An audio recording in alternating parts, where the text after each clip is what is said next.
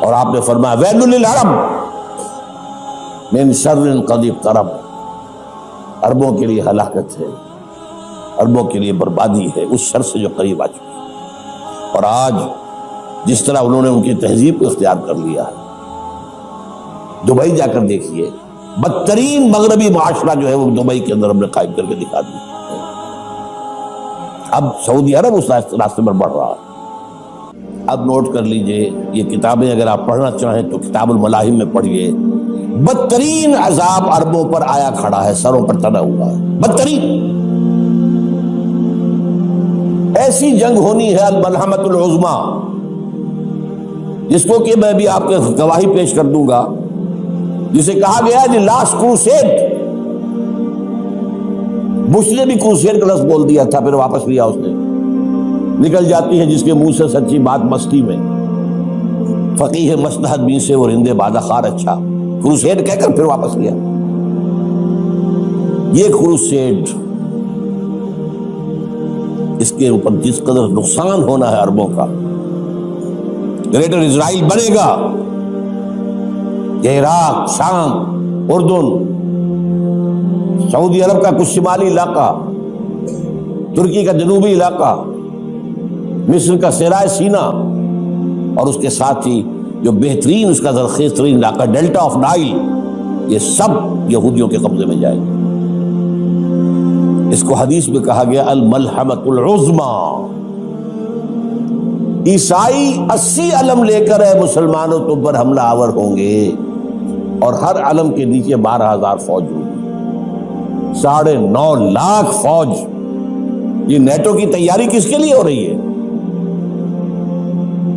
جب USSR کا خاتمہ ہوا تو پوچھا گیا تھا نیٹو چیف سے، اب کس لیے؟ تمہارا وہ دشمن تو ختم ہو گیا، اب ہمیں اسلامک فنڈامنٹلزم سے نمٹنا ہے۔ وہ جانتے ہیں خطرہ یہی ہے، اب اسلام ابھر سکتا ہے، مسلمانوں کے سینوں کے اندر وہ آگ ہے، اوپر خاکستر آ گیا ہے، تمہیں اٹھانا بیٹھنا، یہ اندر تو انگارہ ہے، اوپر سے راکھ ہے، اسے دھوکہ نہ کھا جانا ان کے دلوں کے اندر۔ اور بش نے کہا تھا مسلمان چاہتے ہیں کہ ہسپانیہ سے لے کر انڈونیشیا تک نظام خلافت قائم کریں، اور میں حیران ہوا تھا کہ اس کمبخت کو ہسپانیہ کا خیال کیسے آ گیا؟ ہمیں تو کبھی آتا ہی نہیں، اب ہم تو بھول گئے، وہ تو 500 برس پرانی بات ہے جبکہ وہاں سے ہمیں نکال دیا گیا تھا۔ اگرچہ اقبال نے کہا تھا ہے ارض فلسطین پہ یہودی کا اگر حق، ہسپانیہ پر حق نہیں کیوں اہل عرب کا؟ ہسپانیہ میں تو 800 سال حکومت کی مسلمانوں نے، اور ابھی 500 برس ہی گزرے ہیں نا۔ یہودی تو ارض مقدس سے 2000 سال نکالے گئے، انہیں لا کے آباد کیا گیا، عربوں کے سینے میں خنجر پھونک دیا گیا۔ وہ چھوٹا سا ملک جو چاہتا کرتا، کوئی پوچھنے والا نہیں۔ امریکہ جیسے اپنے بیٹے کی حفاظت کرے ویسے کرتا اس کا۔ اور حضور نے فرمایا ہے وہ جنگ جب ہوگی تو ایک باپ کے اگر 100 بیٹے ہوں گے تو 99 ختم ہو جائیں گے، ایک بچے گا۔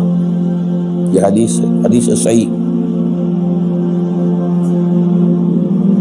اور آپ نے فرمایا ویل للعرب من شر قد اقترب، عربوں کے لیے ہلاکت ہے، عربوں کے لیے بربادی ہے اس شر سے جو قریب آ چکی ہے۔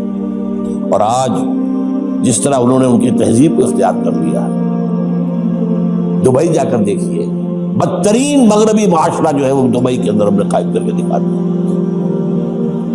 اب سعودی عرب اس راستے پر بڑھ رہا ہے۔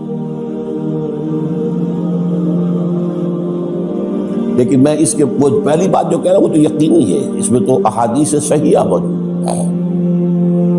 اگرچہ اس کے بعد پانسا پلٹے گا، پھر حضرت مہدی کا ظہور ہوگا، حضرت عیسیٰ کا نزول ہوگا، اور وہ گریٹر اسرائیل گریٹر گریو یارڈ بنے گا یہودیوں کا، ایک ایک یہودی قتل ہوگا اور دفن ہوگا۔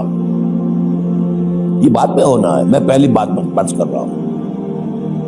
وہ پانسا پلٹے گا جب پلٹے گا، ابھی جو سامنے ہے وہ کیا ہے؟ اس ملحمۃ العظمیٰ کہا حضور نے، جسے آرمگیڈون کہتے ہیں عیسائی۔ آرمگیڈون کی اگر کہیں جا کر آپ دیکھیں گے، آپ ڈکشنری میں مانی کیا لکھا ہے؟ A very big war which will be fought between the forces of evil and good before the end of this world. اس دنیا کے خاتمے سے پہلے خیر اور شر کی قوتوں کے درمیان بہت بڑی جنگ ہوگی. ارمجدون اسے کہتے ہیں عربی میں، اور ارمگڈون اسے کہتے ہیں انگریزی کے اندر. اور یہ بائبل کی آخری کتاب کے اندر ہے، جو اس میں کہ مکاشفات یوحنا، ریولیشنز آف سینٹ جان. یہ تو میں کہہ رہا ہوں یقین کے ساتھ، اور زیادہ دور نہیں آیا چاہتا ہے. اس لیے کہ یہودیوں کا اور عیسائی جو کنزرویٹوز ہیں، نیو کنزرویٹوز، ان کا 5 نکاتی ایجنڈا ہے متفق علیہ، جس کے تحت کہ یہ جنگ صلیبی شروع کی گئی. تو سن لیجئے آپ. آرمیگیڈون نمبر 1، گریٹر اسرائیل قائم ہو جانا اس کے نتیجے میں نمبر 2، مسجد اقصی اور قبۃ الصخرہ کو گرانا نمبر 3، وہاں تھرڈ ٹیمپل، وہ مسجد جو حضرت سلیمان نے بنائی تھی